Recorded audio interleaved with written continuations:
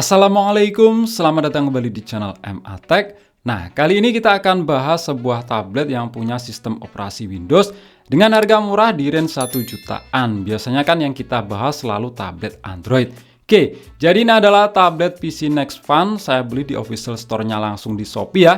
Untuk harga saya dapat 1,4 jutaan terpotong voucher.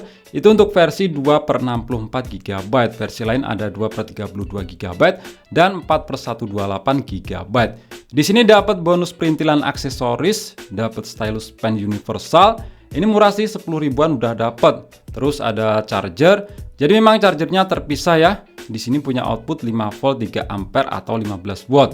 Dan untuk kabelnya pakai model bulat DC 3,5 mm. Kemudian dapat wireless keyboard, modelnya kayak gini. Di sini nggak ada touchpad-nya. Dan terakhir dapat bonus case yang bisa jadi stand.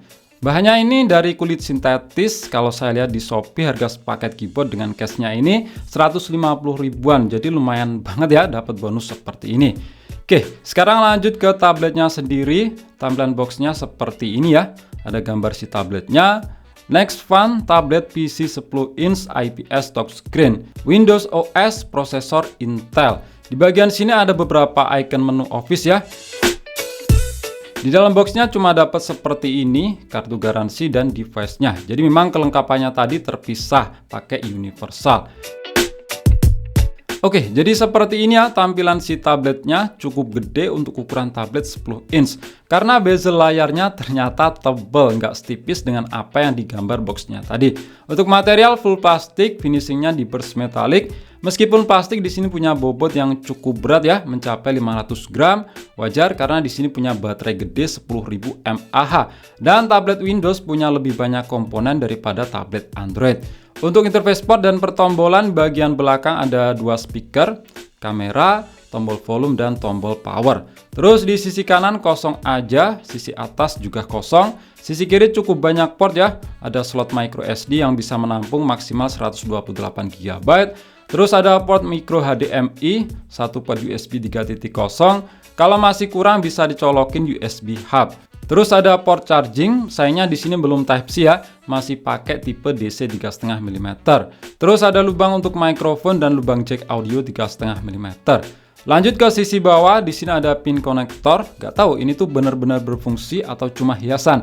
Karena di spek Next Fun-nya sendiri gak ditulis. Terus ke bagian depan, di atas layar ada kamera depan. Cuma untuk posisinya dia nggak presisi tepat di tengah, agak geser ke kiri. Nah, OS Windows secara fitur aplikasi jelas masih lebih lengkap ya dan lebih pro dibanding OS Android ataupun iOS. Android aja kalau flashing-memflashing ujung-ujungnya tetap lari ke Windows OS. Seperti juga aplikasi lain seperti editing, aplikasi Microsoft Office, fiturnya tetap lebih lengkap di Windows OS. Seperti juga tablet ini yang punya Windows OS, jadi sama aja dengan Windows OS yang ada di laptop ataupun PC. Cuma karena speknya yang memang pas-pasan, penggunaannya sekedar buat aplikasi dasar. Lebih cocok buat browsing-browsing, ngerjain tugas, ataupun kerjaan yang berkaitan dengan Microsoft Office.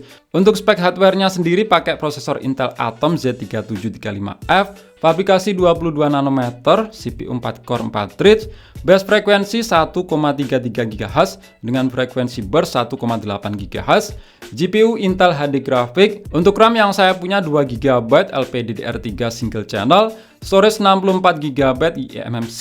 Kalau masih kurang bisa diperluas dengan micro SD hingga 128 GB.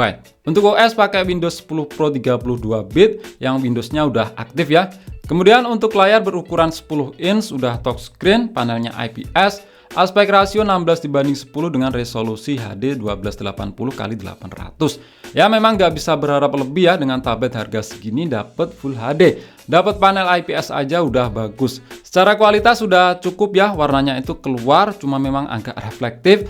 Buat nonton masih enak, buat baca-baca artikel juga masih oke. Layar sentuhnya responnya juga enak ya buat dioperasikan, responsif. Cuma tetap ngoperasiinnya lebih enak pakai mouse aja. Kalau pengen kualitas layar yang lebih bagus sampai resolusi Full HD, bisa pakai layar eksternal atau monitor dengan menyambungkan melalui port micro HDMI. Jadi udah kayak PC aja. Di sini juga bisa mode extended display, tapi lebih cocok setting display 2 only aja. Jadi tabletnya dijadiin PC-nya. Untuk konektivitas, tablet ini udah punya WiFi, cuma belum support frekuensi 5 GHz, cuma bisa nangkep frekuensi 2,4 GHz. Dengan spek hardware di atas memang cocoknya buat penggunaan dasar yang ringan-ringan aja. Buat browsing-browsing masih oke, buat nonton YouTube juga masih aman. Cuma amannya setting mentok resolusi 720p 60 fps aja. Karena kalau di atas itu seperti resolusi Full HD sering terjadi macet-macet. Tapi kalau buat muter file video offline sama-sama resolusi Full HD 60 fps masih lancar ya. Jadi macet-macetnya itu cuma pas streaming. Tapi ya nggak guna juga ya nonton video resolusi Full HD di layar yang cuma HD aja. Untuk kualitas dual speakernya di sini apa adanya ya, powernya juga kurang kencang.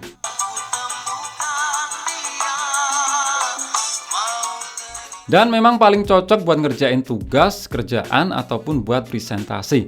Yang ternyata buat ngejalanin Microsoft Office di sini aman ya, lancar jaya. Saya coba Microsoft Office 2019 full version. Untuk produk key-nya kalian bisa chat ke seller Nextfun-nya. Nanti bakal dikasih resmi, jadi bukan versi crack. Pengalamannya sama aja ya dengan yang ada di laptop ataupun PC, full function. Fiturnya nggak setengah-setengah seperti di OS Android. Buat ngetik script di aplikasi Microsoft Word udah enak banget. Buat ngedit-ngedit brosur di Microsoft Word juga lancar jaya. Dan pengalaman ngetiknya lebih enak pakai wireless keyboard bawaannya. Kalau ngetik pakai touchscreen itu ribet, koneksinya pakai Bluetooth karena tablet ini udah punya Bluetooth versi 4.0. Buat ngejalanin PowerPoint semisal buat presentasi slide by slide di sini juga masih lancar jaya.